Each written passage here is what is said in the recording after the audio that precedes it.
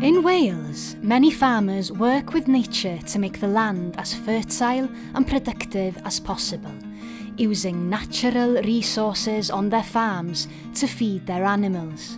so they do not need to rely on imported crops, which causes deforestation and loss of habitat for wildlife and people overseas. They use what nature provides to nourish and protect crops from pests, rather than using expensive artificial fertilisers and pesticides that end up choking our rivers. Welsh Government Sustainable Farming Scheme should help support farmers who farm in this way, so we can revitalise farming communities, restore wildlife and revive our rivers, bringing our world back to life in the land of our future.